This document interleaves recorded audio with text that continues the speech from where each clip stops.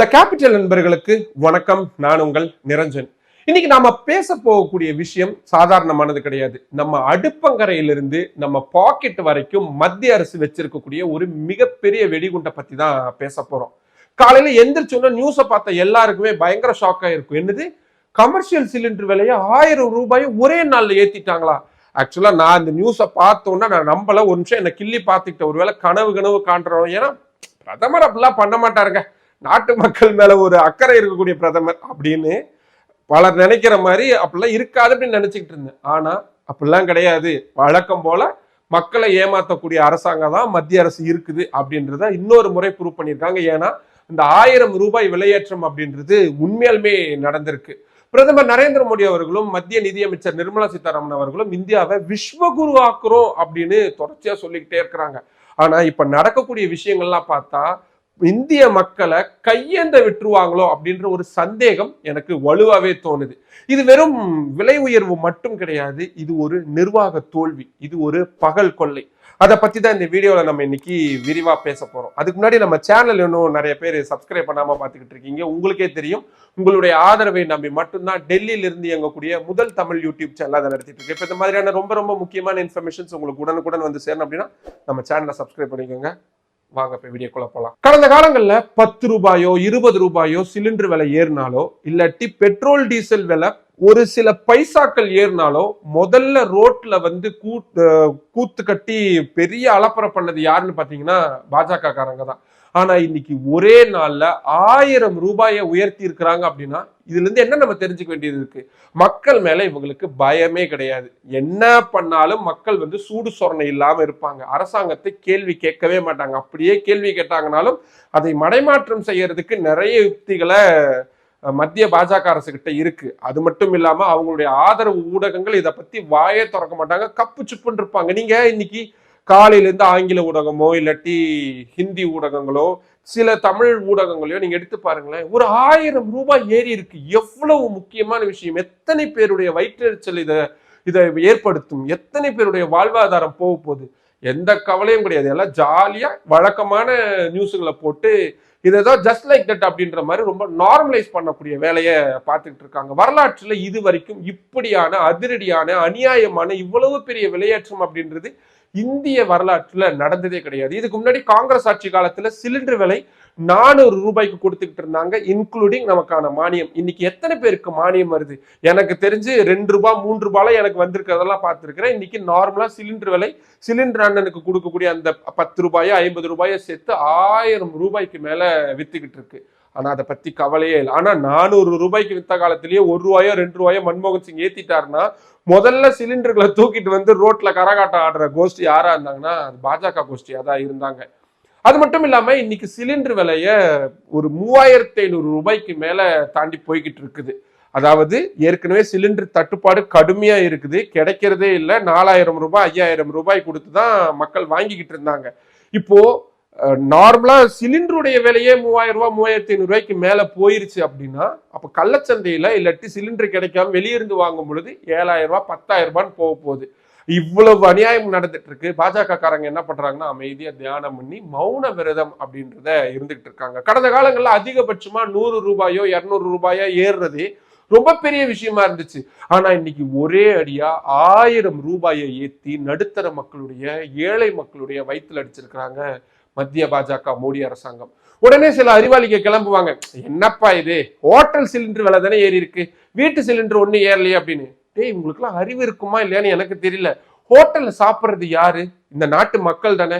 இந்தியாவில் கிட்டத்தட்ட 10 கோடிக்கும் அதிகமான மக்கள் இந்த வர்த்தக சிலிண்டரை நம்பிதான் சிறு குறு தொழில்களை செஞ்சுக்கிட்டு இருக்கிறாங்க. ரோட்டோர கடை வச்சிருக்கக்கூடிய ஒரு அக்கா, சின்ன டீ கடை வச்சிருக்கக்கூடிய ஒரு அண்ணன், மெஸ் நடத்துற ஒரு ஃபேமிலி, சின்ன பேக்கரிகள் நடத்தக்கூடிய யங்ஸ்டர்ஸ், இவங்கெல்லாம் எங்க போவாங்க? அது மட்டும் இல்லாம நீங்க யோசிச்சு பாருங்களேன். இந்த 40 ரூபாய்க்கு மதிய சாப்பாடு அப்படின்றத விற்பாங்க தள்ளுவண்டியில ஒரு கடையில. மீன் இருந்தா மீன் இருக்கும், இல்லாட்டி நார்மல் காய்கறிகளை வச்சு சாப்பாடு கொடுப்பாங்க. அந்த ஹோட்டல்ஸ்ல அந்த தள்ளுவண்டி கடைகள்ல யாருங்க சாப்பிட்றது? ஒரு சாக்கடை எல்லக்கூடிய ஒரு தோழரும் கட்டட வேலைக்கு போகக்கூடிய ஒரு ஏழை தொழிலாளியும் தான் அந்த சாப்பாடை போய் சாப்பிடுவாங்க. இப்போ ஆட்டோமேட்டிக்கா இந்த சிலிண்டர் விலை ஏறிடுச்சு அப்படின்னா நிச்சயமா டீ விலையில இருந்து சாப்பாடு விலையில இருந்து எல்லாமே ஏறி போயிடும். ஏற்கனவே சிலிண்டர் தட்டுப்பாடு ஏற்பட்டப்பவே எனக்கு தெரிஞ்சு இன்னைக்கு தமிழ்நாட்டுல 20 ரூபாய் டீ அப்படின்றது ஆயிடுச்சு. டெல்லியில 25 ரூபாயே ஆக்கிட்டாங்க. இங்க இருக்கக்கூடியவங்களால சமோசா சாப்பிடாம இருக்கவே முடியாது. 15 ரூபாய் இருந்த சமோசா இன்னைக்கு 30 ரூபாய் ஆயிடுச்சு. இப்போ சிலிண்டர் விலையும் இப்படி அநியாயமா 1000 ரூபாய்க்கு ஏத்திட்டாங்க அப்படின்னா ஒரு டீயுடைய விலை நிச்சயமா 30 ரூபாயில இருந்து 40 ரூபாய் ஆயிரும். அப்போ இந்த மதியம் சாப்பிடுவாங்க, சரி டீ கூடங்க, சரி தொலைது சாப்பிடாம இருந்துடலாம், குடிக்காம இருந்தலாம்னு விட்டுறலாம்.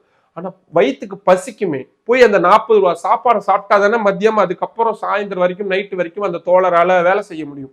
இப்போ இந்த 40 ரூபாய் சாப்பாடு அப்படின்றத நிச்சயமா அந்த அக்கா ஏத்திதான் ஆகணும். ஏன்னா இல்லாட்டி அவங்க பழைக்க முடியாது. 70 ரூபாய் ஆக்குவாங்க, இல்லாட்டி டபுள் மடங்கா 80 ரூபாய் ஆக்குவாங்க. அப்போ அந்த 40 ரூபாய்க்கு சாப்பிட்டுட்டு இருந்த மனுஷன் இனி என்ன பண்ணுவாரு? அரை வயிறு சாப்பாடு சாப்பிட்டுட்டு இருப்பாரு. இனி என்கிட்ட 40 ரூபா தாங்க இருக்கு. ஏன்னா சம்பளம் ஏறவே இல்லை. யாருக்கு எவ்வளவு சம்பளம் ஏறி இருக்கு அதெல்லாம் ஏறவே இல்லை. அப்போ அந்த 40 ரூபா கொடுக்கக்கூடிய இடத்துல 40 ரூபாய் கொடுத்துட்டு எனக்கு கால் சாப்பாடு கொடுங்கன்னு போதுன்னு சொல்லி சாப்பிட்டு கால் வயிறோட தான் போய் அவரு வேலை பார்க்க போறாரு. யாருங்க இதுக்கெல்லாம் பதில் சொல்ல போறா? இப்போ இது ஒரு தனி மனிதனுடைய பாக்கெட்டை காலி பண்ணக்கூடிய விஷயம் மட்டும் கிடையாது, மனித உரிமை சார்ந்த விஷயமாகவும் இது எவ்வளவு சீரியஸான ரொம்ப சென்சிட்டிவான விஷயமா இருக்கு. அதே மாதிரி இன்னொரு முக்கியமான விஷயம் கவனிச்சீங்களா? 5 மாநில சட்டப்பேரவை தேர்தல் ஓட்டுப்பதிவு முடிகிற வரைக்கும் ஒரு பைசாவை கூட இவங்க ஏத்தவே இல்லை. ஏன்னா விலையை அதுக்கு முன்னாடி ஏத்தினாங்கன்னு வச்சுக்கோங்களேன், ஓட்டு விழாது அப்படின்றது பாஜகவுக்கு நல்லாவே தெரியும். இவங்க எந்த அளவுக்கு மக்களை ஏமாளிகளாகவும் முட்டாளாகவும் நினைச்சிருந்தாங்க அப்படின்னா தேர்தல் முடிஞ்ச அடுத்த நிமிஷமே இப்படி ஒரு மாபெரும் விலையேற்றத்தை செஞ்சிருப்பாங்க. மக்களே, நீங்க ஓட்டு போடுற வரைக்கும் தான் நான் உங்களை கவனிப்பேன், ஓட்டு போட்டதுக்கு அப்புறமா உங்க கழுத்தை போட்டு நெரிப்பேன் அப்படின்றதுதான் இதோடைய வெளிப்படையான அர்த்தமா இருக்கு. இது மக்களுக்கு செய்யக்கூடிய எவ்வளவு பெரிய துரோகமா இருக்கு. சிலர் சொல்றாங்க, ஏங்க சிலிண்டர் விலையை ஏத்துறது மத்திய மோடி அரசாங்கம் கிடையாதுங்க, ஆயில் கம்பெனி தாங்க அப்படின்னு அவங்க ஒரு சம்பந்தமே இல்லாத ஒரு விஷயத்த சொல்லுவாங்க. ஆனா இதை விட ஒரு பொய் உலகத்துல வேற எதுவுமே இருக்காது. தேர்தல் நேரத்துல மட்டும் அது எப்படி ஆயில் கம்பெனிங்க விலையை ஏத்தாம அமைதியா இருந்தாங்க? அப்போ மட்டும் இந்த கம்பெனிகளுக்கு லாபம் வந்துகிட்டா இருந்துச்சு? இல்லையே. அரசாங்கம் சொன்னா இந்த கம்பெனி கேட்கும். அரசாங்கம் நீ எப்ப விலையை ஏத்தணும், எப்ப விலையை குறைக்கணும்ன்றது கிடையாது, விலையை ஏத்தாம இருக்கணும் அப்படின்றத இந்த அரசாங்கம் தான் சொல்லும். இப்போ மோடி அரசாங்கம் பச்சை கொடி காட்டியிருக்காங்க. அதனாலதான் இந்த ஆயில் கம்பெனிங்க விலையேற்றத்தை செஞ்சிருக்காங்க. சோ விலையேற்றத்தை செஞ்சது ஆயில் கம்பெனிங்க கிடையாது, அதுக்கு அனுமதி கொடுத்த மத்திய பாஜக மோடி சர்க்கார் தான். இதுக்கிடையில சில பாஜக ஆதரவாளர்கள் ஒரு ஐடியா கொடுப்பாங்க பாருங்க, அது அதை விட கொடுமையா இருக்கும். முதல்ல கிளம்பி வர்றது இந்த இயற்கை ஆர்வலர்கள் அப்படின்னு வேஷம் போடுற குரூப் தான். சிலிண்டர் விலை ஏறினா என்னங்க, விறகடுப்புல சமைச்சு சாப்பிடுங்க, சாப்பாடு செம்ம ருசியா இருக்கும், உடம்புக்கும் ஆரோக்கியம் அப்படிம்பாங்க. ஏங்க இந்த சிட்டியில இருக்கக்கூடியவங்களும் இல்லாட்டி இந்த அடுக்குமாடி குடியிருப்புகள் இருக்கிறவங்க எல்லாம் விறகடுப்புக்கு எங்க போவாங்க? நடுத்தெருவில் வச்சு கூட்டாஞ்சோறு செஞ்சு சாப்பிட்டா சூப்பரா இருக்கும்ல. இன்னொரு கோஷ்டி இருக்காது அதை விட மோசம். விலைவாசி ஏறுறது நல்லதுதான், கம்மியா சாப்பிடுவோம், அப்படி சாப்பிட்டா உடம்பு குறையும், ஆரோக்கியமா இருக்கலாம் அப்படின்னு ஒரு குண்டை தூக்கிட்டு வருவாங்க. பசி எடுக்கும் பொழுது ஒரு 10 நிமிஷம் மூச்சு பயிற்சி பண்ணுங்க, யோகா பண்ணுங்க, பசி அடங்கிடும் அப்படின்னு தத்துவம் எல்லாம் பேசுவாங்க. எனக்கு ஒரு டவுட்டு, எதுக்கு இவ்வளவு கஷ்டப்படணும்? ஒரு துண்டை எடுத்துப்போம், தண்ணியில போட்டு முக்குவோம், வயிற்றுல போட்டுக்குவோம், வயிற்றுச்சல் அடங்கிற போது. பாக்கியராஜ் ஏற்கனவே இந்த படத்துல எல்லாம் பண்ணியிருக்கிறாரு. இதை விட்டுட்டு யோகாலாம் பண்ணி உடம்ப வழியை எடுத்துக்கிட்டு கொஞ்சம் கூட யோசனையே இல்லாத பசங்களா இருக்கிறாங்க, அப்படிதானே? அதே மாதிரி இன்னொரு குரூப் இருக்கு, வீட்டுக்கு வீடு ஒரு மாடு வளங்க, மாட்டு சாணத்துல இருந்து கேஸ் அப்படின்றது வரும், அதை எடுத்து சமைக்கலாம் அப்படின்னு ஒரு ஐடியா கொடுப்பாங்க. சிலிண்டர் வாங்குறதுக்கே காசு இல்லாம வக்கு இல்லாம இருக்கிறவங்களா தான் இந்த 10 கோடி பேர்ல நிறைய பேர் இருக்கிறாங்க. அப்படி இருக்கும் பொழுது அவன் மாட்டை வாங்குவானா? சரிங்க, அப்படியே மாட்டை லோனை என்ன போட்டு வாங்குறான்னு வச்சுக்கோங்களேன், எங்க கட்டி வைப்பான்? ஹால்ல கட்டி வச்சுட்டு வீட்டுக்கு இருக்கிறவங்க எல்லாம் வெளியே போய் படுத்துக்கலாமா? சூப்பரான ஐடியாவா இருக்கும். வெளியே போய் சாப்பிடுறது தப்பு, அதனாலதான் விலை ஏத்துறோம், அதனால வீட்டுல எல்லாரும் சமைச்சு சாப்பிடுங்க அப்படின்னு ஒரு குரூப் அட்வைஸ் பண்ணும்.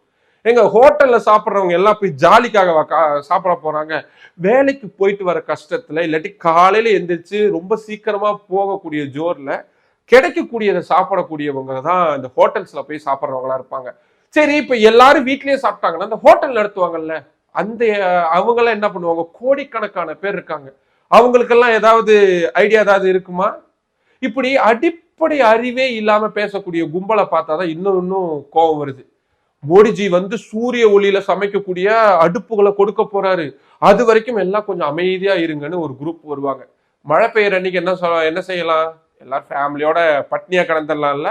இப்ப நார்த் ஈஸ்ட்ல எல்லாம் மழை பெஞ்சுக்கிட்டே இருக்கும், சிறப்புஞ்சில எல்லாம் மழை பெஞ்சுக்கிட்டே இருக்கும். என்ன பண்ணலாம்? கோயம்புத்தூர்ல பெரும்பாலான நேரங்கள்ல மழை பெஞ்சுக்கிட்டே இருக்கும். கேரளால அடி வெள்ளம் தட்டி எடுத்துக்கிட்டு இருக்கும். என்ன பண்ணலாம்? இதை இப்போ வாடகை வீட்டுல இருக்கக்கூடியவங்க, ஒரு குடிசை வீட்டுல இருக்கவங்க இந்த அடுப்பை கொண்டு போய் எங்க வைப்பாங்க? அதுக்கான பாத்திரம் எங்க வாங்குவாங்க? எனக்கு நல்லா வருது வாயில, சரி விடுங்க. அதே மாதிரி நம்ம முன்னோர்கள் எல்லாம் சிலிண்டர் வச்சா சமைச்சுக்கிட்டு இருந்தாங்க, அவங்க கஷ்டப்படல அப்படின்னு கேட்பாங்க. ஆனா அன்னைக்கு அவங்க குதிரை வண்டியில போனாங்க, இல்லாட்டி மாட்டு வண்டியில போனாங்க, நடந்து போனாங்க. அப்ப இந்த ஐடியா சொல்றானுங்கல்ல, இவனுங்கெல்லாம் என்ன பண்ணணும்? ஃபிளைட்ல போகாம குதிரை வண்டியில ஏத்தி விடணும், இல்லாட்டி நடந்து போங்கடான்னு சொல்லணும். ஆபீஸுக்கு பஸ்ல சைக்கிள் இதுல எல்லாம் போகாத, சைக்கிள் எடுத்துட்டு போ, பைக்ல போகாத, நடந்து போன்னு சொல்லணும். உடம்பு குறையில, எதுக்கு பஸ்ல போற, எதுக்கு கார் வாங்கி வைக்கிற, எல்லா காரையும் கொளுத்திடுங்க நீ போட்டு. அரசாங்கத்தை ஏங்க திட்டுறீங்க? நீங்க சரியா சேமிக்கல, சேமிச்சிருந்தீங்கன்னா உங்ககிட்ட நிறைய காசு இருந்திருக்கும், சிலிண்டர் ஏறுறப்போ விலை ஏறுறப்போ அதை வச்சு நீங்க சமாளிச்சிருக்கலாம் அப்படின்னு. ஏங்க நீங்க சோத்துக்கே வழி இல்லாம இருக்கிறான், அவனை போய் சிலிண்டருக்காக சேர்த்து வையின்னு ஒரு குரூப் வருமே, அவங்களை என்ன போய் சொல்றது? பெட்ரோல் விலை ஏறுச்சுன்னா கார்ல போறவன் தான் பாதிக்கப்படுவான், சிலிண்டர் விலை ஏறுச்சுன்னா ஹோட்டல்ல சாப்பிட்ற பணக்காரன் மட்டும்தான் பாதிக்கப்படுவான் அப்படின்னு ஒரு லாஜிக் எடுத்துட்டு ஒரு குரூப் வரும். கவனிச்சிருப்பீங்க.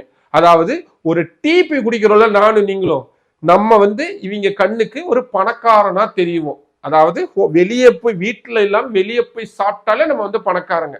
இங்க மக்கள் கஷ்டப்படுறத பார்த்து பரிதாபப்படலைனாலும் பரவாயில்ல, இப்படி நக்கல் அடிச்சு அவங்களுடைய ரணத்துல கத்திய நுழைக்காம இருங்க அப்படின்றது மட்டும்தான் என்னுடைய ஒரு தனிப்பட்ட கோரிக்கையா இருக்கு. இது நையாண்டி பண்ற நேரமே கிடையாது. இந்த நிர்வாக தோல்வியை கேள்வி கேட்க வேண்டிய நேரம். இந்த மாதிரியான கேவலமான யோசனைகளை சொல்றதை விட்டுட்டு, மக்களை மடைமாற்றம் செய்யறதை விட்டுட்டு, அரசாங்கத்தை நோக்கி கேள்வி கேட்கக்கூடிய வேலைகளை செய்ய தொடங்கணும். சிலிண்டர் மட்டும் இல்ல, இந்திய ரூபாயுடைய மதிப்பும் மண்ணை கவ்வி போய்கிட்டு இருக்கு. டாலருக்கு நிகரான இந்திய ரூபாயுடைய மதிப்பு 95.20 தாண்டி 96 நோக்கி அப்படியே சும்மா சொர்ன்னு போய்கிட்டு இருக்கு. 2014க்கு முன்னாடி மோடி என்ன சொன்னாரு? இந்திய ரூபாயுடைய வீழ்ச்சி அப்படின்னா அது அந்த நாட்டு மக்கள் பிரதமர் மேல வச்சிருக்கக்கூடிய நம்பிக்கையுடைய வீழ்ச்சி, நாட்டுடைய கௌரவத்துக்கான வீழ்ச்சி, அதுக்கான அடையாளமா தான் நான் அதை பாக்குறேன் அப்படின்னு சொன்னாரு. அப்ப இப்ப கௌரவம் என்ன, குரூப் டான்ஸ் ஆடிக்கிட்டு இருக்கா என்ன? 2014 ஒரு டாலர் 60 ரூபாய் கிட்ட இருந்துச்சு, இன்னைக்கு அது 95 தாண்டி 96 ரூபாயை நோக்கி போய்கிட்டு இருக்கு. டாலருடைய மதிப்பு ஏற ஏற இந்திய ரூபாயுடைய மதிப்பு குறைய குறைய என்னென்ன பிரச்சனை வரும்? பெட்ரோல் டீசல் தங்கம் விலைன்னு தாறுமாறா ஏறும். இவங்க எல்லாம் ஏறிட்டாங்கன்னா நம்ம தட்டுல வச்சு சாப்பிட்றமே சாப்பாடு ஆட்டோமேட்டிக்கா ஏறப்போகுது. ஸோ இதுதான் மோடி அரசாங்கத்துடைய சாதனையா அப்படின்ற ஒரு கேள்வியும் நம்ம எழுப்ப வேண்டியதா இருக்கு. ஆனா நான் ஒன்னே ஒண்ணு மட்டும் சொல்றேன், மக்கள் முட்டாள்கள் கிடையாது, எல்லாத்தையும் அவங்க பார்த்துக்கிட்டே தான் இருக்கிறாங்க. தேர்தல் முடிஞ்ச உடனேயே இந்த விலையை ஏற்றி அவங்கள ஏமாத்தலாம்னு நினைக்கிறாங்க. ஏமாத்தட்டும், மக்கள் கொஞ்ச நாளைக்கு ஏமாந்துக்கிட்டே தான் இருப்பாங்க. ஆனா அவங்களுடைய பசின்னு வரும் பொழுது அவங்களுடைய கோபம் எரிமலையா மாறும். அவங்க அரசாங்கத்தை நோக்கி கேள்வி எழுப்புவாங்க. அப்படி கேள்வி எழுப்பும் பொழுது அரசாங்கம் அதற்கான பதில்களை தயாரா வச்சுக்கணும். உடனடியா இந்த சிலிண்டர் விலை ஏற்றத்துக்கு ஏதாவது ஒரு மாற்றை கொண்டு வந்தே ஆகணும். சர்வதேச சந்தை அது பிரச்சனை இது பிரச்சனை. ஏன் இப்போ காங்கிரஸ் ஆட்சியில இருந்து இப்படியான ஒரு போர் நடந்ததுதான் பாஜக என்ன அமைதியாவா வேடிக்கை பார்த்துட்டு இருப்பாங்க? கேள்வி கேட்டிருப்பாங்கல்ல. கேள்வி எழுப்ப வேண்டியது, அதுவும் மக்களுடைய சார்பா இருந்து கேள்வி எழுப்ப வேண்டியது ஒரு பத்திரிகையாளனாக என்னுடைய கடமை. அந்த கடமையை நான் செஞ்சிருக்கிறேன். அரசாங்கமும் அவங்களுடைய கடமையை உணர்ந்து இந்த விலையேற்றத்தை நிறுத்துறதுக்கோ இல்லாட்டி ஏற்றிய விலையை குறைக்கிறதுக்கான நடவடிக்கை எடுப்பாங்க அப்படின்னு நாமளும் நம்புவோம். உங்களுக்கு ஒட்டுமொத்தமா என்ன தோணுது? மோடி அரசாங்கம் அப்படி செய்வாங்கன்னு உங்களுக்கு தோணுதா? மக்கள் எப்படி போனா என்னன்னு விட்டுட்டு போயிடுவாங்கன்னு உங்களுக்கு தோணுதா? உங்களுக்கு எது தோணுனாலும் கீழே கமெண்ட் பாக்ஸ்ல தைரியமா சொல்லுங்க. மற்றும் ஒரு வீடியோவில் சந்திக்கலாம். நன்றி. நம்மளோட கேபிட்டல் சேனல்ல இன்னும் நிறைய பேர் சப்ஸ்கிரைப் பண்ணாம பார்த்துக்கிட்டு இருக்கீங்க. உங்களுக்கே தெரியும், உங்களுடைய ஆதரவை நம்பி மட்டும்தான் டெல்லியில இருந்து இயங்கக்கூடிய முதல் தமிழ் யூடியூப் சேனல் அதை நடத்திட்டு இருக்கு. இப்போ இந்த மாதிரியான ரொம்ப ரொம்ப முக்கியமான இன்ஃபர்மேஷன்ஸ் உங்களுக்கு உடனுக்குடன் வந்து சேரணும் அப்படின்னா நம்ம சேனலை சப்ஸ்கிரைப் பண்ணிக்கோங்க. நம்ம வீடியோஸை நிறைய பேர் கொண்டு போய் சேருங்க, லைக் பண்ணுங்க, கமெண்ட் பண்ணுங்க. உங்களுடைய ஆதரவை அதிக அளவில் தாருங்கள். நன்றி.